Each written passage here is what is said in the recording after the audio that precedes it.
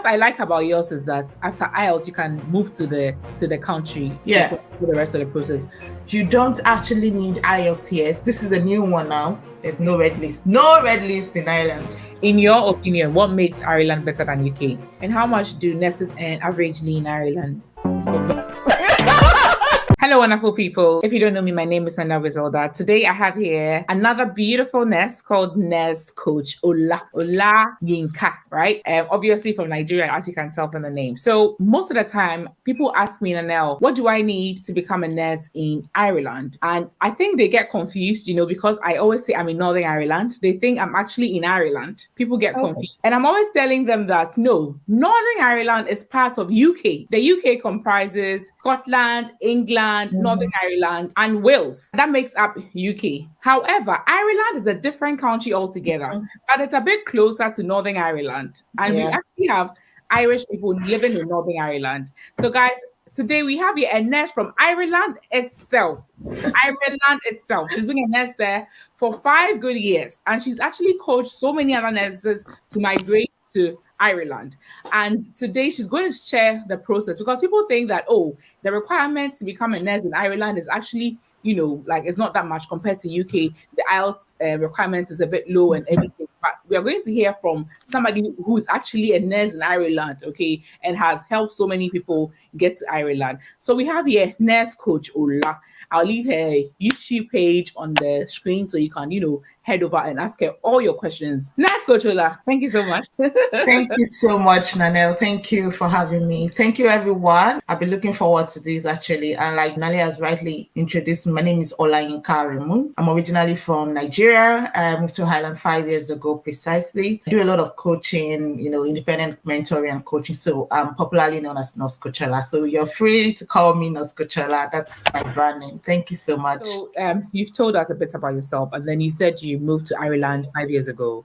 Yeah. Why did you choose Ireland? Because to me, the pathway to UK is known to most people, but not like Ireland. So why did you choose to go to Ireland instead of UK or maybe even America? So to be honest, this time, 2017, I knew I was coming here anyways. But before then, I never heard of Ireland. Like, I never had an idea, even geographically, like where this place is. If anybody asks me, do you know Ireland? I would say, I'll think it's the ISILND, just like Ireland. So I never knew there was a country called Ireland. So all my life I've been planning, like since I wanted to travel out. I made up my mind earlier enough, like I was going to travel out basically for my master's or something like academics. I never thought of working abroad. Like I just wanted to go out there and progress in my career. So I've always been thinking of US. I had admissions, I had visa, turned down from US embassy. I tried UK as well, but that didn't work out. I had the admission twice, but I got pregnant, I had a baby, so I couldn't really progress with that. But I had the IELTS, I had my IELTS academy for study purpose. That was the main reason why I did IELTS academy. Mm-hmm. And a friend of mine just, sent this link to me about this job opportunity in Ireland. I was like, they've come against scammers. But, there wasn't any monetary thing attached. It was free. So I said, let me just give it a try. So I was invited to this interview by the company. I went to Lagos. It was a bit very fast. This too good to be real story. So quick interview. Lagos was a Skype interview. Bam, job offer. Then started planning. And then it was just within 6 months. And I landed in Ireland like that. So, and that was how I got to Ireland. So personally, it wasn't something I thought of. I would say I didn't even do any extra background check. I just said, well, let me try this out. And it came out true. So it was until I got to Ireland, I started opening up and see what is it and, a lot of things. So do we have a lot of Africans and other foreigners like Asians in Ireland? Yes. Ireland is kind of also a multicultural country. So you have a lot of Filipinos, Indians as well. Like they are the majority, just like every other country. And Africans are, coming up. Majority of the Africans are Nigerian as well. So when I say majority, let me say 55-60% are Nigerians, Zimbabwe, Ghana. We have other African countries as well. So, and we're coming up it's becoming more than it used to be. I remember when I joined, I was looking for maybe African Nurses Association or Nigerian Nurses Association in Ireland. There wasn't any. So, and but we are working on that now. I happen to be, the major convener of that, and we are going towards that. So we have in our WhatsApp group now, we have almost 150 African nurses, and I know we are more than that, so Yeah. we're getting there. So tell me, if somebody wants to become a nurse in Ireland, what are the requirements? I know that for UK, you need to write Ielts and you need to write a CBT, and then you look for a job, you register with the NMC. When you get here, you write OSCE, and then you start practicing. What's the process like for Ireland? So I've been asked this question over 100 times, and I've actually done several videos on this on my YouTube page. You can find it for further information. And even recently on the 4th, which happened to be, I think Wednesday, I just organized a masterclass, do-it-yourself masterclass for relocation to Ireland. So we have a masterclass like that. So basically what is required is you need IELTS and OET. That is the alternative. I'll still talk about that later on. Just like every other process, you need IELTS, an English language proficiency test. But the difference between Ireland and UK when it comes to the IELTS OET requirement is that unlike UK, which is strictly like you have to have 6.5 in writing, okay, and then every other had to be 7 or above, and then the overall band score is 7. So Ireland is a bit kind of flexible about that, which is just of recent since 2020. So you can have 6.5 in any one module, but the overall still have to be 7. You understand? So that's the requirement for IELTS. And the same for OET as well. Like you can have C+ in any one module. There's no overall for OET. So you still have to have B in the others. So that's just the flexibility around the English language proficiency test for Ireland. Ireland does not, however, accept combination of, either 2 papers or 2 sittings. Ireland does not allow that. You have to be, at one You don't sitting. allow clubbing of the IELTS results. Okay. No clubbing. So it's just a bit of the difference there. So you just have to wait. But with Ireland, you can get 6.5 in any of the modules. Any one module. One of the modules. But the overall should still be 7. Yeah. Okay, I get it. With UK, it is strictly academic or preferably academic UKVI. For Ireland, are you specific about which type of IELTS? It's IELTS academic as well. So I've had people ask, like, I have IELTS UKVI academic. Can I use this? Yeah, that is allowed. That is acceptable as well. So it had to be academic, So it just has to be academic, whether UKVI or not. Yeah. Nice. And then aside the IELTS or the OET, what other exams do you need? So I've had people ask me, say, can I use UK CBT for Ireland? So that's a no. So UK CBT cannot be used for Ireland. What happens is there are 2 pathways to registering as a nurse in Ireland. So upon assessment, so what happens is the NMBI, we happen to be the body, like the governing body, like the NSC in the UK. So the Nurse Examination Board of Ireland will assess your documentation. There are 2 stages. There's the recognition stage and then the registration stage. So the recognition is just assessing all your documents and all your educational background and seeing that it fits into the Ireland standard. So what happens most of the time is nurses from non-EUs will usually be categorized as a G3 category.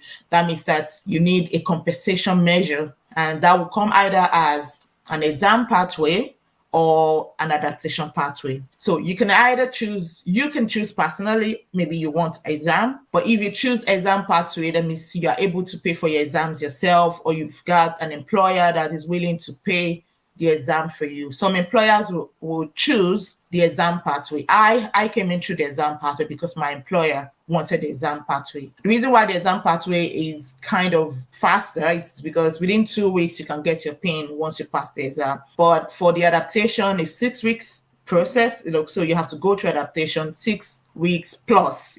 Some people have to extend up to 12 weeks. Maybe they need you to do some other things. So until you complete that part, you won't get your PIN. And most employers just want you to start quickly, so they are willing to pay for the exam for you. Or as well, one can self-sponsor. So once you have your decision letter, which is like, now we have organized your assessment, we want you to come into the compensation pathway. Now you can decide to self-sponsor and pay for your exam fee, which is 2,008 euros. That's the exam. It's both theory and practical. Why are you looking like that? No way, it's too expensive. Well, wow. So it is about £2,391, and it is 22,000 Ghana cedis. It is 227,000 Indian rupee, 342,000 Kenyan shilling, 1.2 million naira. How? And then 47,400 South African, and then almost $3,000. That's quite expensive. And 50,000. The exam is quite expensive, and it's contains like the theory parts, which is the CBT, and then once you pass the CBT, you'll be invited for the practical, the OSCE. So that's the way the exam is. So you can't bring in UK CBT for that because you don't even know which pathway you're coming through, and you can't even use it. So even if you are coming for exam, you still have to go through that. So that's the difference. So if I understand you well, if let's say I'm in Africa and I want to become a nurse in Ireland, I first of all have to write IELTS academic, either UKVI or the normal one, and then I have to get at least 7 or 6.5 in one module. Yeah. And then I would register for assessment with the NMBI, which is like the Nursing and Midwifery Council for Ireland. And then they'll assess and then they'll categorize me as what, G3. G3, yeah. And then after that, I would choose to either self-sponsor or get an employer in Ireland to sponsor me for the remaining parts of the exam. Yeah. You can also choose between adaptation and then exam pathway. Yeah. And if you choose the exam pathway, the exam is about 2,800 euros. Yeah. And then if you choose the adaptation, you can do it for 12 weeks, you said? So you would need an employer for an adaptation. Yeah. Okay. So how do I even get an employer after the IELTS? So like every other person, if you want to get an employer, you have to put yourself out there. Just like we have public and private institutions, like institutions, there are so many agencies. Like I run out of list of agencies that recruit for all these employers. So I have a company, Synergy International Network. I don't know if you've heard that. I've seen your okay. My process. So what we do is we recruit for recruiters. One of the things we do. So we are not yet. So you have your own agency? No. So we are not an agency because we are not yet fully. You know how this registration thing. So what we just do, even though that is our aim, to be an agency, but at the moment, what we just do is to recruit for recruiters or for employers. So some employers, like we just say, probably I'm working with an employer and say we need somebody, so we just refer our candidates, we'll train them through the IELTS, OET, prepare them for their CV, prepare them for the interviews and all that, and then just hand them over to the agencies, or employers. So that's what we do at the moment. That's really good. You've done well, Yeah. I started Synergy 2019. After my survival from the struggles of, trying to settle down in Ireland. So it was more like a solution to the problem I had. You've inspired me. Maybe I'll start an agency as well. You're doing a lot already, right? You're doing more than enough, honestly. Wow, you've done well. So how easy is it to get an employer after the IELTS? How easy? So I don't want to make like an empty promise or just to cajole anyone. It's really, really been challenging, especially since COVID, been very, very challenging. And before, like when I came in, employers sponsored everything. I remember that when I calculated how much I spent, well, I had to pay for the NMBI registration, which is 350 euros. But as soon as I got in here and I got my pin, it was refunded. So I think the only money I spent was maybe just my personal money, like just to buy things and getting things ready. Every other thing was taken care of by the employer. But, a lot of things have happened, and, I think economic downturn as well for all these companies. So it's really rare for you to get an employer that wants to do all the sponsoring, even though there are still some. They just have several conditions attached, or they say you go ahead with that. Once you get your PIN, we'll reimburse, So there are still employers. I did a video, like I said, where I shared a lot of lists of agencies. So just for GDPR purpose, I don't mention names of agency online, but there are a lot of them. A common one that is out there, CPL is there, ServiceSource is there, but they're very hard to find because they are like the major recruitment agencies. So you have to have joined a long waiting list. Are nurses in demand in Ireland? Are you guys Yes. really in demand? Yes, really in demand. We are short. If I can employ a nurse, I will employ as well. So nurses are in high demand, and they keep asking.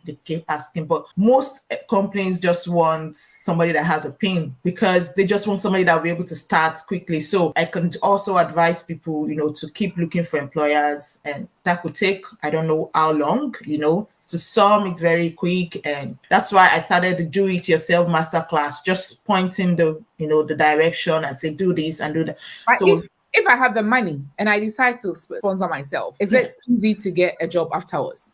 yes. So that is, in fact, that is, once you are able to self-sponsor, or you have paid for the exam, we can talk with some employers and or some agencies, like, this person is coming through self-sponsoring, has paid for the exam. That's like, quick, bring the person. So because they are sure that you will work towards passing, because we've also had some nurses that might do the exam and don't pass. So it's a loss on, to the employer. So you will put in all your best. Just once you have your PIN, or once you have the decision letter, they can take you in. So most recruitment agencies now will take in candidates that have a decision letter. So you've gone through all the process of your documentation with an MBI.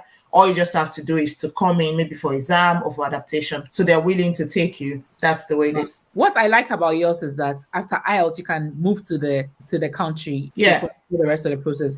But with UK, you have to write the CBT and then the IELTS in your country, and then by yours, after the IELTS, and then you get the assessments done or whatever with the NMBI, you can move to Ireland. If I want to self-sponsor, how easy is it for me to get a visa to come and write the exam in Ireland? If you are self-sponsoring, you apply for an exam visa. So once you pay for the exam, you will get your candidacy, what they call candidate certificates, and an invitation to come for the exam. So these documents are what you attach with your visa application. So it's going to be like an exam visa, and it's 6 months visa that you come in with the other processing. So you come in and you write your exam 2 weeks, 3 weeks, maximum a month, you have your PIN. Usually they will fix the exam close, maybe a week after you come in. So you don't have to stay too long waiting to write the exam. So that's the way it is. Like UK, that you have to do all the CBT IELTS. You don't actually need IELTS. This is a new one now, before you start your registration. So remember, I said there are 2 stages, recognition and registration. So for the recognition stage, which is the major stage where you have to do all the verification of license, employee references, all that, all your transcripts, all your work certificates, you don't need IELTS at that stage. So you can go through the recognition stage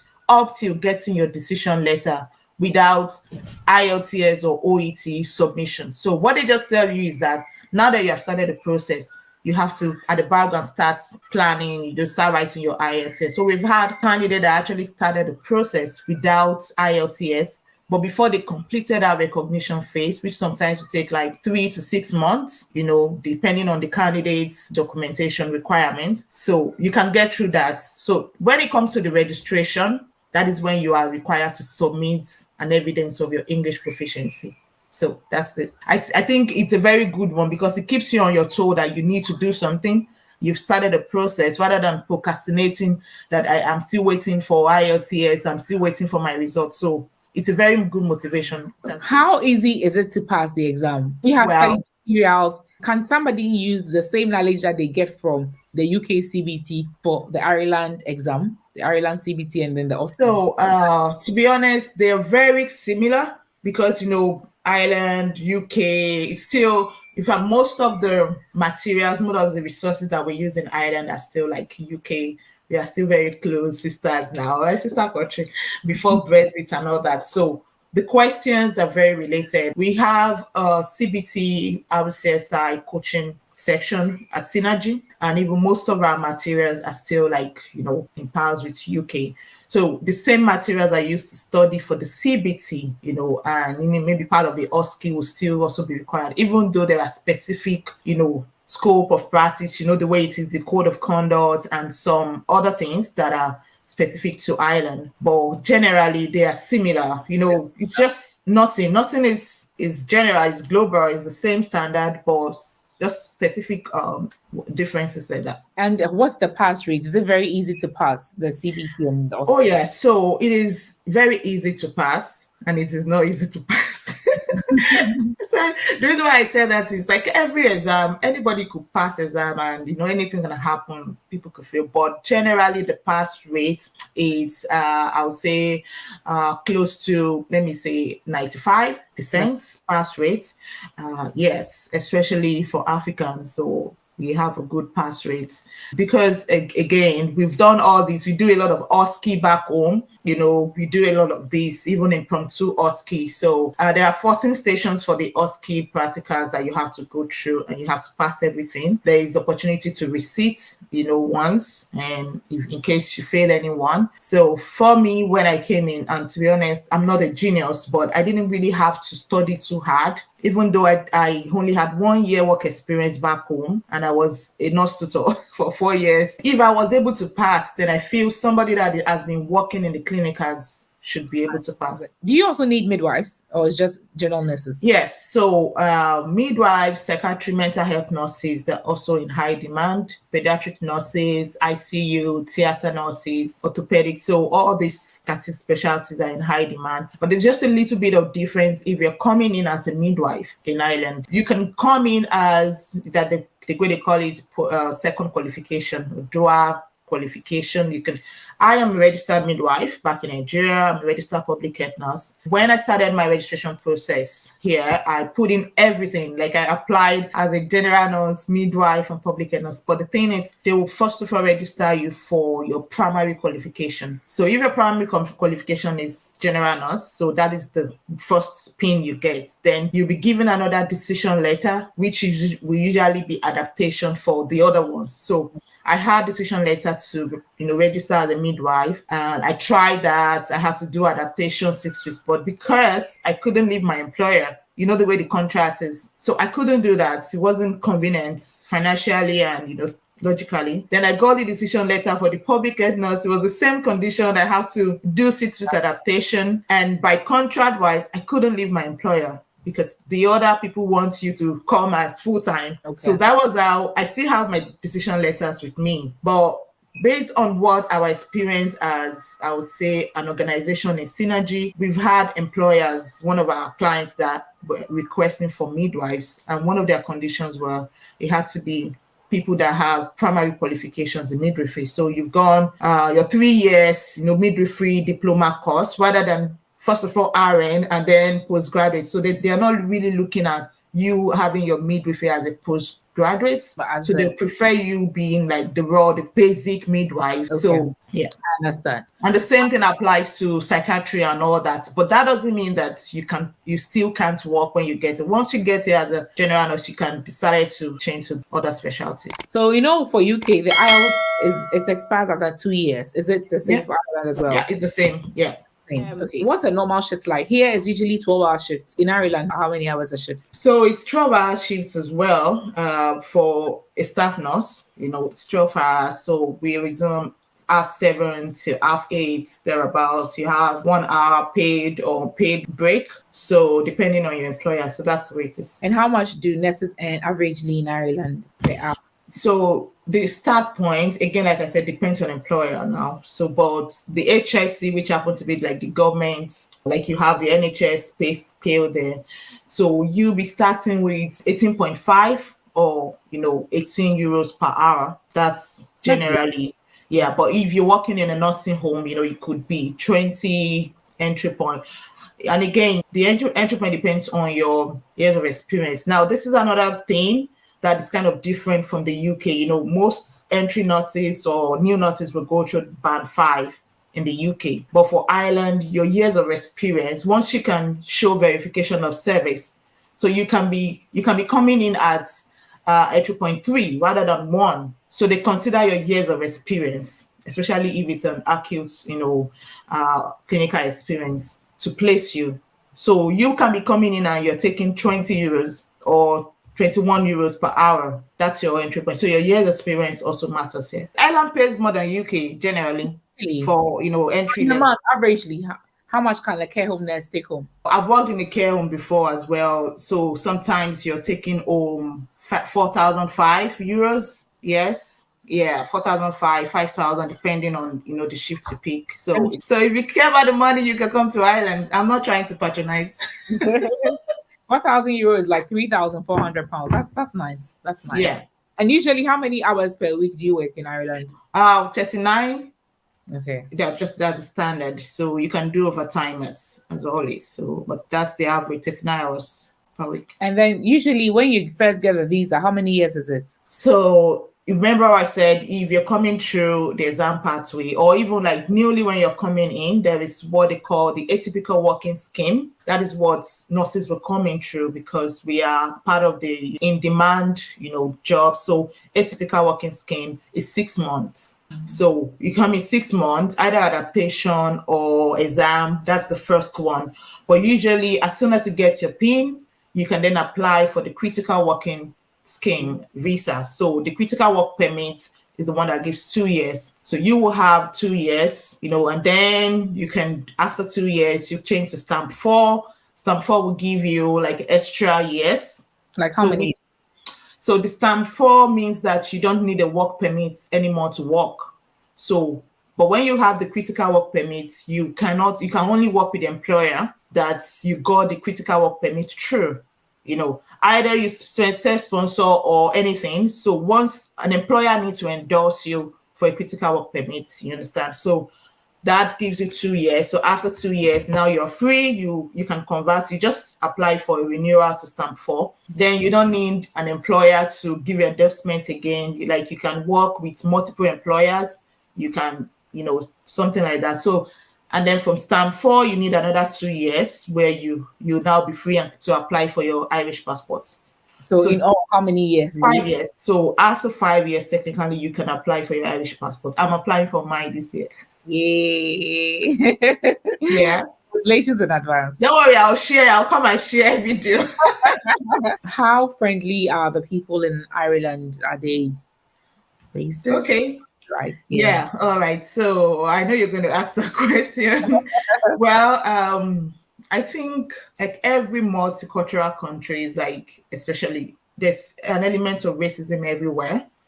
But for me, like personally, and based on my interaction with people, Ireland, they are very friendly. Like they are kind of cultural family culture. So they have this family culture. Majority are Catholic.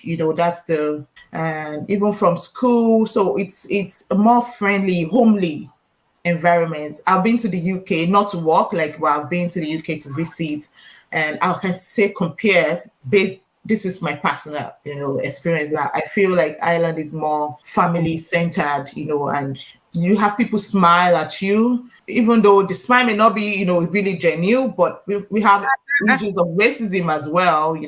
People experience racism everywhere, and so, but it's just, I feel it's a little bit more homely. Okay. And at the moment, there's something called red list, amber list in the UK. There's a ban on active recruitment for people from some specific countries. Yeah. Is it the same case in Ireland? No, that I hope that won't come to place. No, there's nothing like that here. Maybe not officially. This is me saying it. But let me say agencies, because it just feel like it's more stressful to bring in people from other countries, but it's not documented anywhere that they can bring in people from certain countries. So there's no red list in Ireland. Wow. And why is everybody tripping to UK when the Ireland pathway is not that bad? Why do you think is the case? Well, I think people naturally flock with the crowd. Okay. Like I said, I never knew of Ireland. And again, it's about information. So if you don't have the right information, then you just know that this is the only way, and then you follow that pathway. Yeah.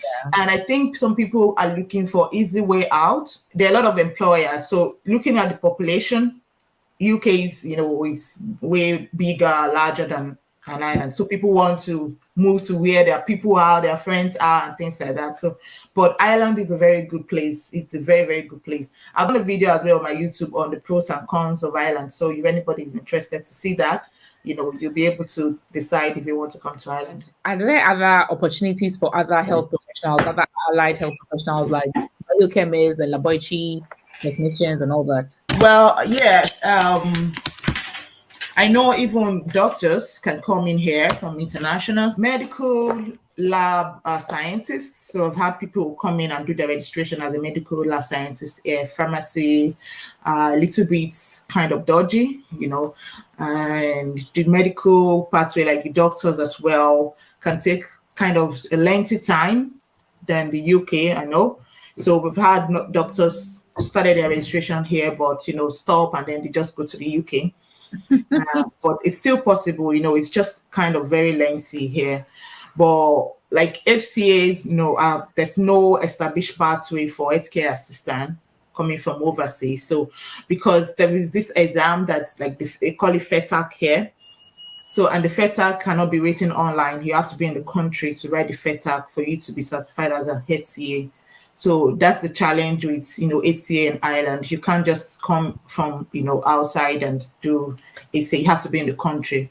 But it's a very good pathway that people, once they get into the country, it was like a quick one. Even as nurses, sometimes when you're waiting for your PIN, you work as a care assistant, so, but some employers will be paying you as a nurse while you're working as a healthcare assistant till you get your PIN. So I think those are the few that I know of. I haven't really explored that part. You're giving me an assignment to do. Yeah, I think you should. I'll be waiting for that video on your channel so that I can post it for people. Okay. Like you said, it's just lack of information because probably there are ways, but probably those people that have gone through it successfully, they are not YouTubers. They haven't shared it publicly. Yeah. The other pathway that I think people should look at is be the IT. IT. Okay. Yeah, IT. So people are coming in, they're getting jobs. I have someone called me in Nigeria that got a work from home, like remote working from Ireland, but it's still in Nigeria. So, and you can actually come in. It's also part of the demand job. So you can get a job offer, you can get a work permit on that. So I think I'll do a little bit of some more research on that. Wow, thank you. In your opinion, what makes Ireland better than UK? Peace, safety. Who said there's war here? See, okay, like you said, in my opinion, like somebody asked me about this question. I've answered this question before. Somebody asked me, and I said, UK is for hustlers. Hustlers and all that. I refuse to be offended anyway. Well, a lot of things. I've not lived in the UK, you understand, but I have majority of my friends in UK or US. Sometimes I feel like maybe I'm in the wrong country. I should just go and join my friends. But I find a lot of peace here, especially when it comes to family, raising your kids, raising your family. Yeah. And there's no random shooting. We don't have guns in UK here, but it's nice time in London. Yeah. Yeah, so the knife and all that. I tell you something, recently there was a lady, I don't know if you saw, it was all over, that went jogging. She was a teacher and she went jogging and she was murdered anyway, daylight. I said it was as if the whole country was mourning for one person. Just for you to know, like, it's not a common thing that happens on the streets and then somebody died. So you have that kind of security wise, but there's still elements of chaos everywhere sometimes, but it's at the barest minimum. Safety, peace. What's for me?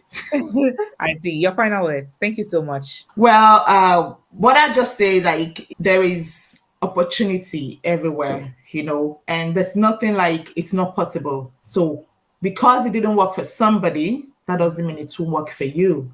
All you just have to do is to, ask the right question, and you get somebody, to help you, through that part. And if you're interested in Ireland, I am available. Nurse Scotia, you can send me any email. My email, you can drop it in the chat in the description. admin@nursescotia.com, or you can just send a message to info@synergynurse.co.uk if you're interested in Ireland. Again, like I said, we started recently the volume 2 of our do-it-yourself masterclass, Relocation to Ireland for Nurses. So I can drop the link as well for anybody that is interested in that. So we will show you the right parts. It's information that we need. Please don't get stuck with the process. Try another thing, just try. Thank you. Well said. Thank you so much. I've personally learned a lot. Now, when they ask me questions about Ireland, I can answer. Thank you so much. It's interesting. And with Ireland as well, when you get a visa, you can bring your spouse and your children, right?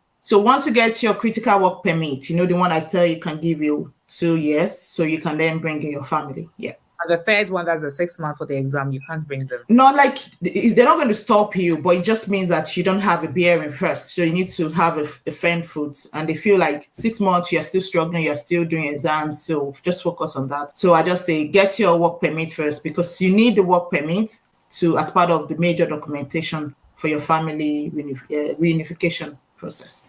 Wow. Thank you so much. Thank you. Okay. Thank you. Bye. Bye.